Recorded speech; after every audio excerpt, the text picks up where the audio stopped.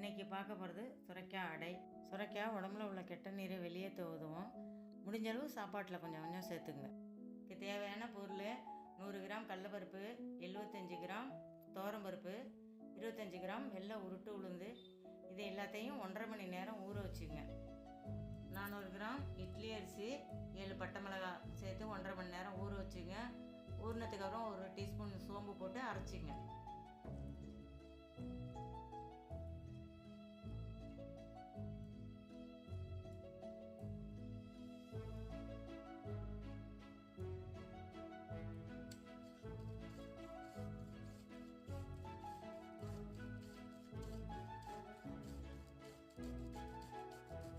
பிஞ்சு சுரைக்காயை 300 கிராம் சுரைக்காய் துருவி எடுத்துங்க.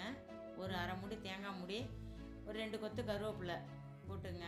ஒரு ஆனியன் பெரிய சைஸு சின்னதாக கட் பண்ணி போட்டுங்க. போட்டு மாவோட மிக்ஸ் பண்ணிவிடுங்க. மாவு அடைக்கி ரெடி பண்ணதும் உப்பு செக் பண்ணிங்க. செக் பண்ணிவிட்டு அடைய சுட ஆரம்பிங்க.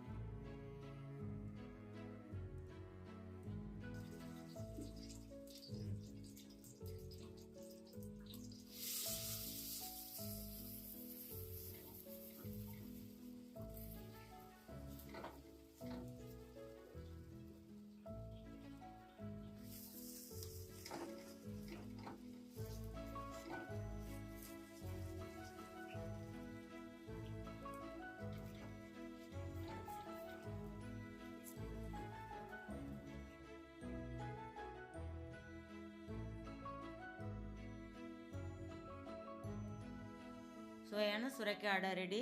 இந்த அடையை சும்மாவும் சாப்பிட்லாம், சட்னி வச்சு சாப்பிட்லாம். அருமையாக இருக்கும். சப்போர்ட்டுக்கு சப்ஸ்கிரைப் பண்ணுங்கள்.